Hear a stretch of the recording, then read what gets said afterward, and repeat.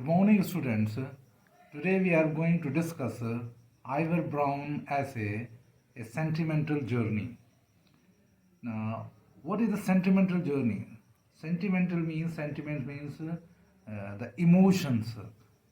A journey which is full of emotions or feelings. Uh, the things which you have a very good attachment with you, and after some time and after a gap of a long time, you recalls those things, and when you recalls those things, so it is sentiments, your emotions are attached to it, then it would become a sentimental journey, a sentimental recollection. So the essay title is quite suitable, the things which the writer has described in this essay. Now, before we start the contents of the essay, I would like to give you some background about the author's life, Ivor Brown. Ivor Brown was a well known journalist and a man of letters. He was born in Penang in Malaya. He was the younger son of the in the family. His father was a doctor who was a specialist in tropical diseases. Tropical diseases means the disease which are quite frequent in hilly areas and other things, remote areas. That's the thing, the tropical diseases. He joined after graduation from the famous Balliol College of Oxford. He joined the civil service, but he found he left the job within 2 days and found himself unsuitable for that job, and became a freelance writer. Now, what is a freelance writer?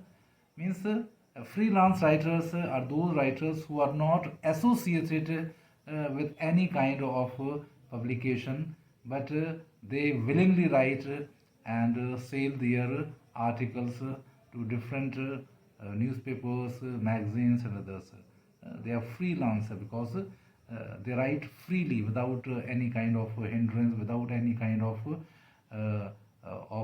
can say that when you work in a company or others, so you have many compulsions, you have to follow the rules of that company. But when you are free from that, so you can write the things you like and the things you observe. That is the main thing. So he became a freelance writer. He contributed a number of on number of subjects. He wrote on number of subjects, but he had a particular interest in theatre. So he was very much attracted to drama and theatre. He was appointed as a professor of drama in the Royal Society of Literature. And similarly, Brown had a particular interest in Shakespeare, the famous Elizabethan writer, dramatist Shakespeare. He had a particular interest in Shakespeare. He published several books about his life and career. He also wrote a play about Shakespeare, Lost Love, and Whiteley in 1935, and which was published in 1947, and it was broadcasted on BBC in 1953. He published around more than 75 books on all topics, and he employed different forms of writing. He tried to have, but he was best known for his works on literature and English language. So he was, in this way, a man of letters who contributed a lot of works in writing. Now, let's come back to the title of the essay, A Sentimental Journey. Now, a sentimental journey is a description of the beauty of eastern Scotland. Particularly, he has described the beauty, the landscape of eastern Scotland. There have taken place great changes during the last quarter of a century. Now, what a quarter of a century means, the last 25 years. There have been radical changes in all fields. But there is not much change in the eastern part of Scotland. So the things have not changed much in eastern part of Scotland. One can see the farming methods which were used in great poets Homer's time. The great Roman poet Homer's, the farming methods are still employed in eastern part of Scotland of those olden times. But it has also increased the discipline of Homer's, although the landscape is reduced. Now, today, the landscape is becoming very scanty, or you can say that you can say reduced, but it has also increased the discipline and the beauty of the place. The size is reduced, but the beauty is still in its shape. People have become aware of the modern methods of farming, but today's farmer children prefer to study in far off cities. Their life is not dominated by village ministers. Village minister means a village priest. Earlier, the village folk were monitored in every field by the priest of that parish. But now they are not. They are not administrated. They are not dictated by those religious leaders. Therefore, the writer expresses grief on the loss of beauty of landscape. In this way, the writer also expresses his remorse, grief about the narrowing of the landscape. But he also expresses satisfaction in regard to progress. But anyhow, there is some progress which is admirable. So, in this way, the writer tries to recollect the things which he has lived in his boyhood. The best part of his life he lived in boyhood. In this essay, he tries, he describes his recollection of those childhood. Now, during the last 25 years, the world had witnessed many great changes.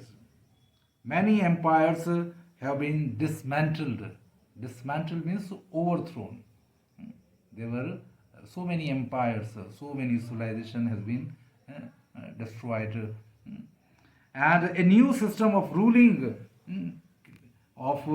the country has emerged, and the name of that is democracy.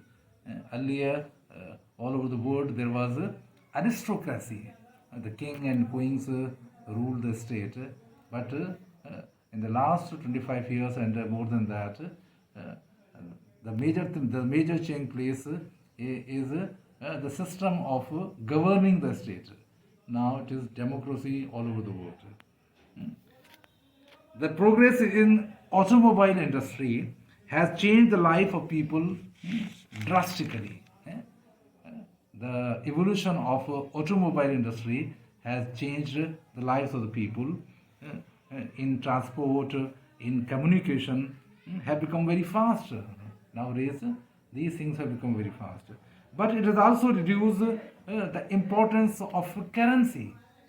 Earlier, the people have a little bit of gold coins and antique coins, but now there is no value of that currency. A penny has become a half penny.